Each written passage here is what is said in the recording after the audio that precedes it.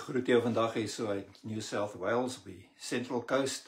Nou, dit is baie warm, dit is 38 grade, ek sien dit nou al afgekom na 36 grade, so 'n paar minute terug was dit nog 38 gewees, 39 vroeër vandag. Lekker om saam met jou te kan wees en net so 'n bietjie te gesels oor 'n saak wat na my hart is en te gaan kyk wat sê die woord van die Here. Nou, Katharina die Grote was 'n keiserin gewees wat in Rusland geregeer het. En in jaar 1787 onderneem sy 'n bootreis, en dis al met die Dnieper rivier langs. Die hele doel was om te sien wat in haar ryk aan die gang is, wat se vordering was daar.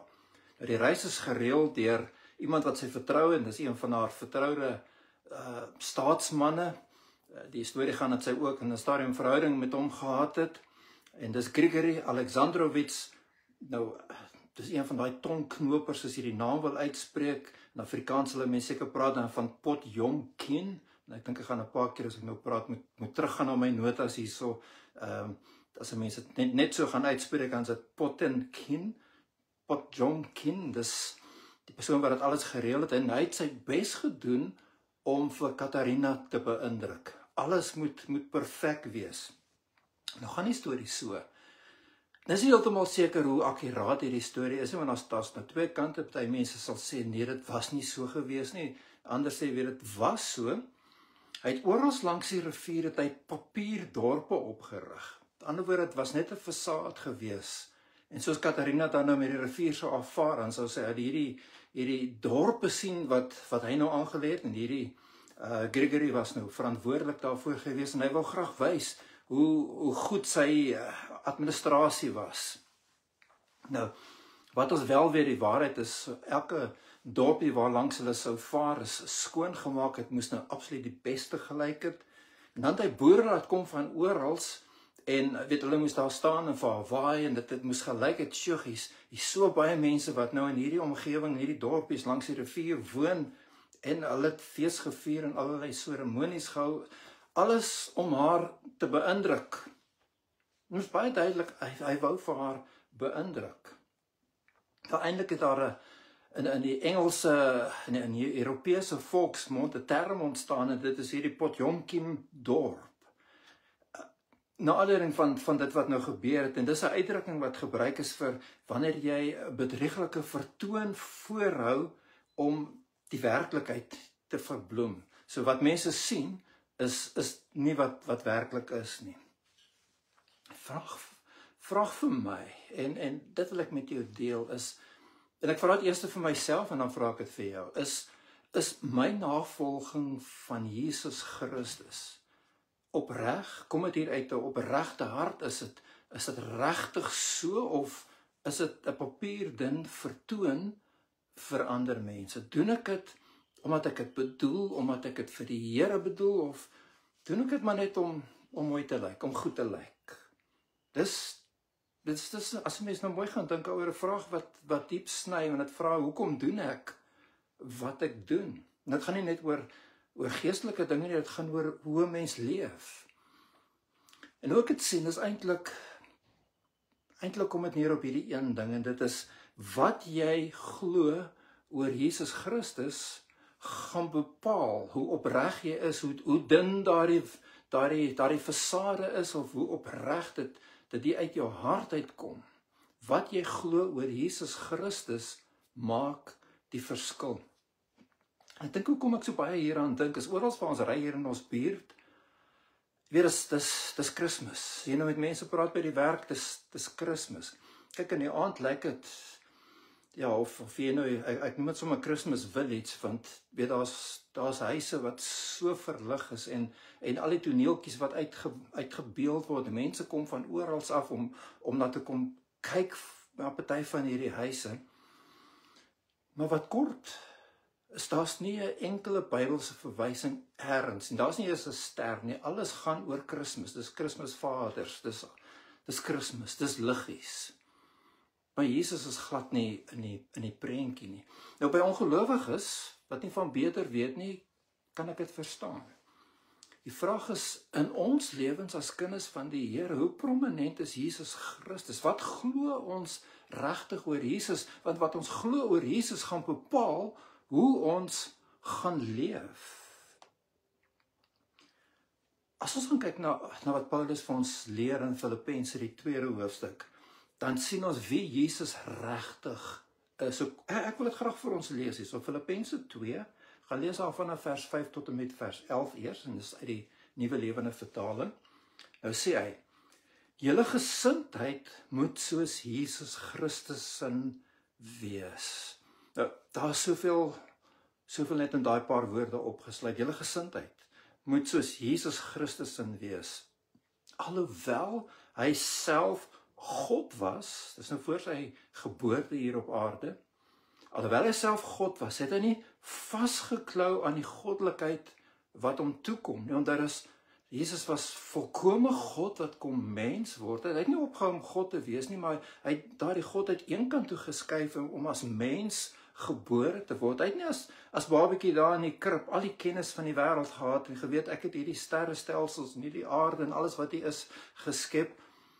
Hy het volkome mens kom word, nee. Maar hy het dit prys gegee, hy het nie vasgeklou aan sy goddelikheid nie, sê Paulus hier. So hy het 'n slaaf geword en aan mense gelyk geword. En toe hy as mens geleef het hy homself nog verder verneder deur tot die dood toe gehoorsaam te wees, ja, tot die kruisdood toe. Dis die gesindheid van Jesus. Hy het gekom om die wil van die Vader te doen. Hy het sy godheid prys gegee, sodat hy as mens hier gebore kon word. Hy doen dit in gehoorsaamheid aan die Vader. Daarom het God hom ook tot die hoogste posisie verhoog en aan hom die naam gegee, wat belangriker is as elke ander naam. So sal by die noem van Jesus se heerlike naam elke knie in die hemel en op die aarde en onder die aarde buig, en elke tong sal bely, Jesus Christus is Here. Jy sien, te veel mense ken Jesus, as hulle dit enigstens ken nog, ken Jesus as 'n babietjie in die krib. Jy weet, as die Kersfees Jesus, hy was daar. Maar Jesus is veel meer as net dit. Te veel mense ken Jesus net as 'n mens, jy weet, besig om goed te doen en aan ander mense te help, mooi dinge vir mense te leer. Hy was daar, maar hy's meer as net dit. Te veel mense ken Jesus aan die kruis. En hy was daar, maar hy's nie meer daar nie, hy's veel meer as dit. Hy is nou, en dis wat die woord van die Here vir ons leer, hy is Jesus, die een wat opgestaan het uit die dood, hy is die lewende verlosser, hy is die een wat sit aan die regterhand van die Vader, hy is die een vir wie elke knie sal buig en elke tong sal bely dat Jesus Christus die Here is. Dis wie Jesus is. Dis wat die Bybel sê oor hom.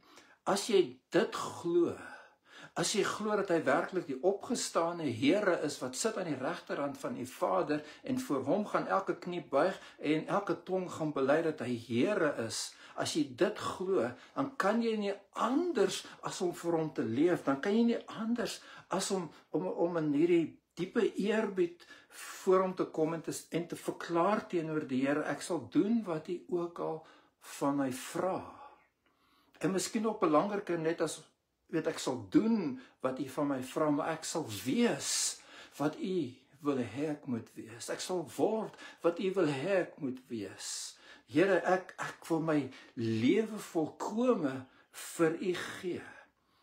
Kom ek sê weer, as jy regtig glo wat die Bybel sê oor Jesus, dan raak dit jou lewe, dan raak dit elke faset van jou lewe. En nou kom Paulus en hy sê, julle gesindheid moet soos Jesus Christus sin wees. En hier kom die toets vir Christendom.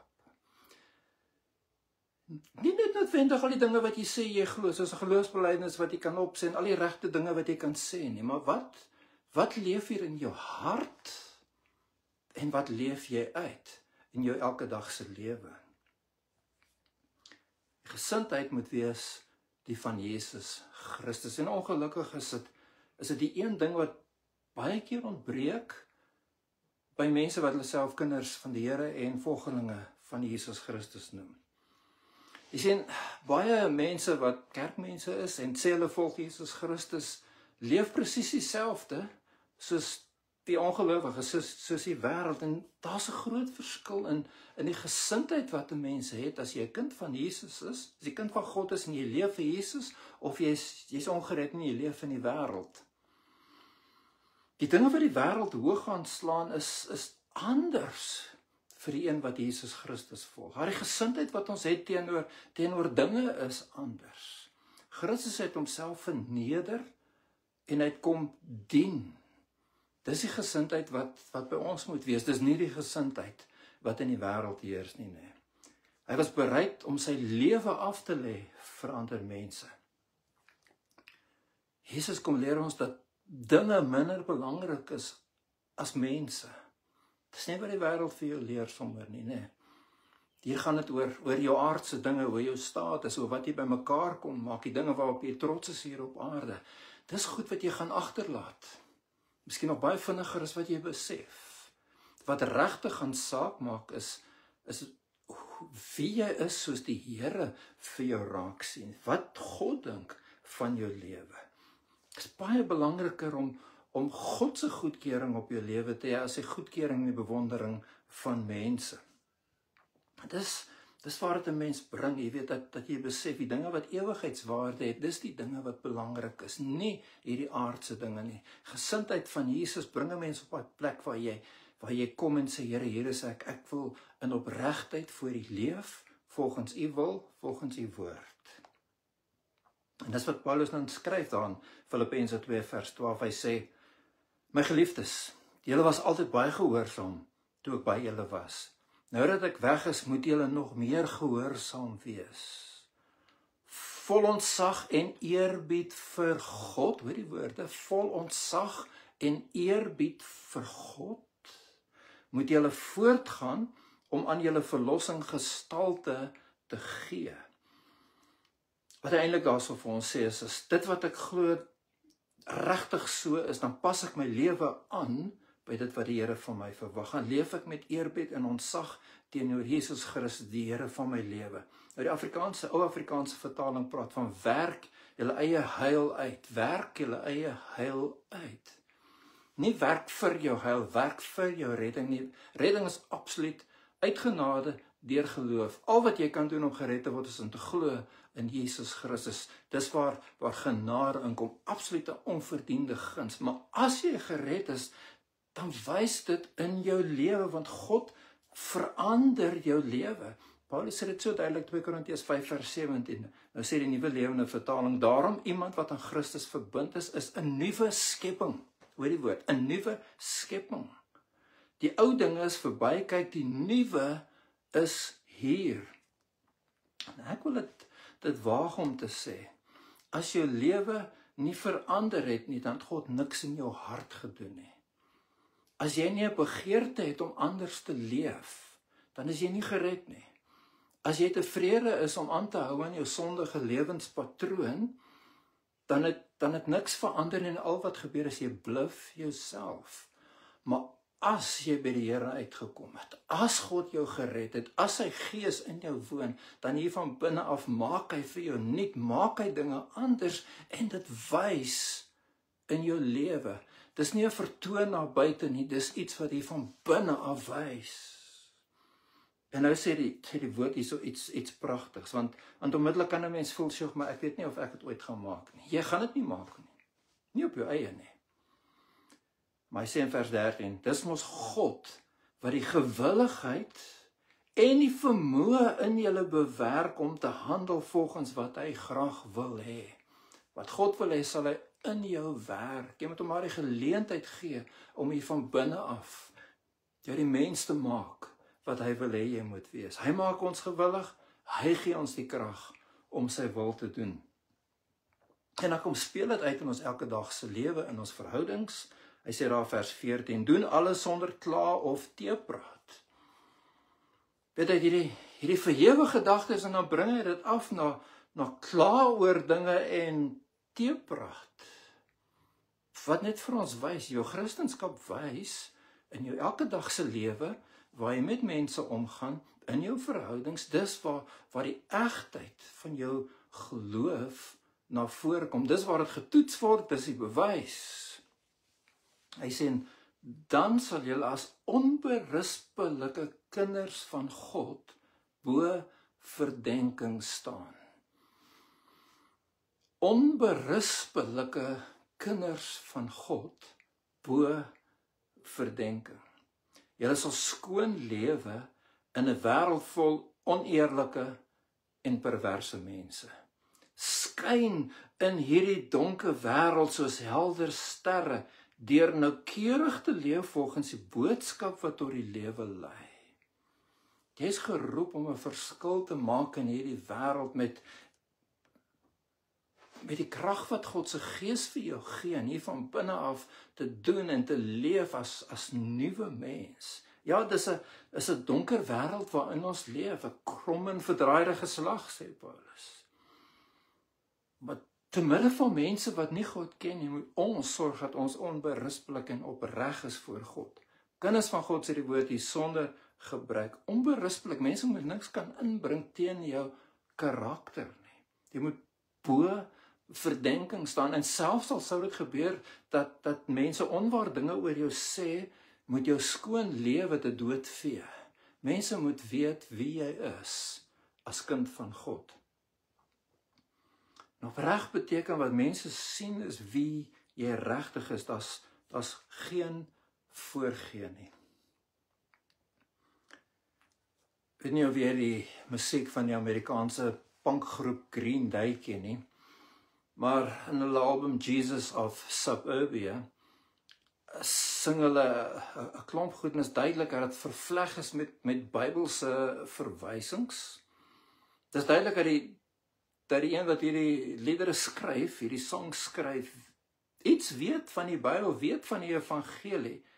Die probleem is net, hy het dit nooit self beleef nie, en hy het dit nooit uitgeleef gesien nie. En ons sien dit in die woorde.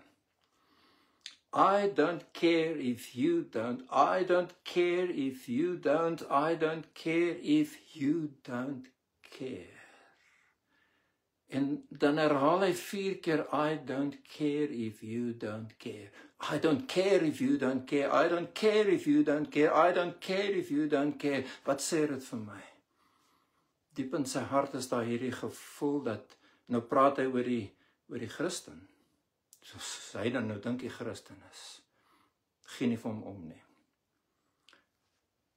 Hy sê, everyone's so full of, en gebruik hy S-woord daar, born and raised by hypocrites, hearts recycled but never saved, from the cradle to the grave, we are kids of war and peace, from Anaheim to the Middle East, we are the stories and disciples of the Jesus of Suburbia, land of make-believe. And you don't believe in me. Land of don't believe, and you don't believe, and I don't care. I don't care. I don't care. So gaan hy aan.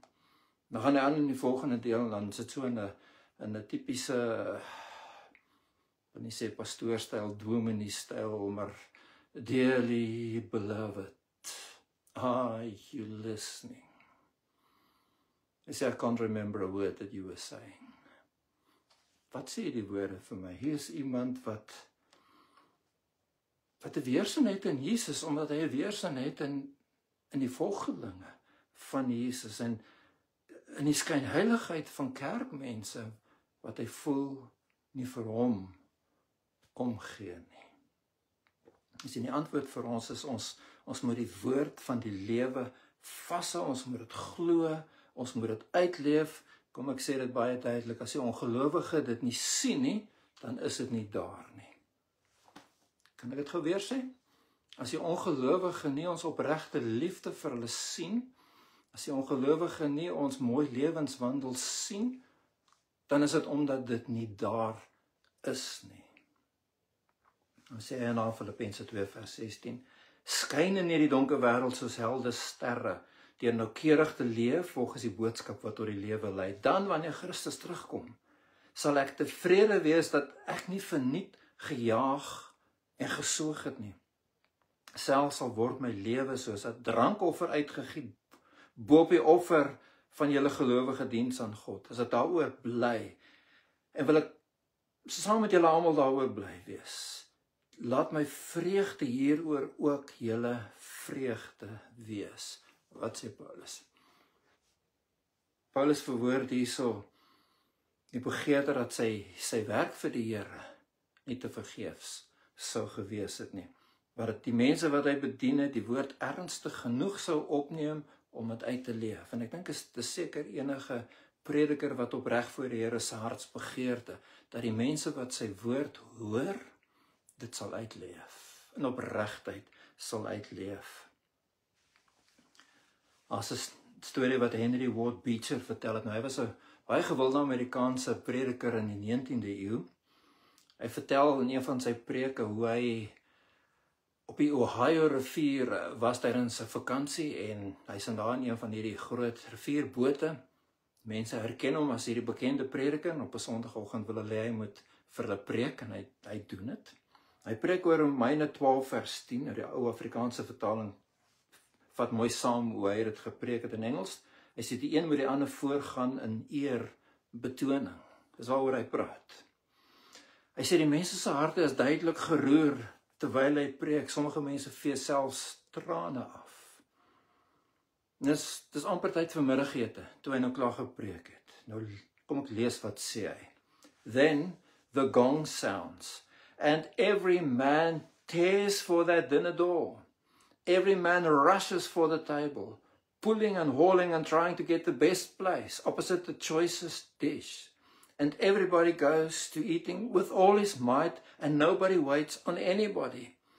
And when they have gorged themselves, they begin to wipe their faces and say, "We had such a good sermon this morning." At the very first opportunity they had of carrying out the principle, their old nature, their old life, their old base habits prevailed. Hiermee wil ek afsluit. Hoeveel van die preke wat jy in jou lewe gehoor het, miskien die duisende preke wat jy in jou lewe al gehoor het oorgegaan in opregte lewensverandering.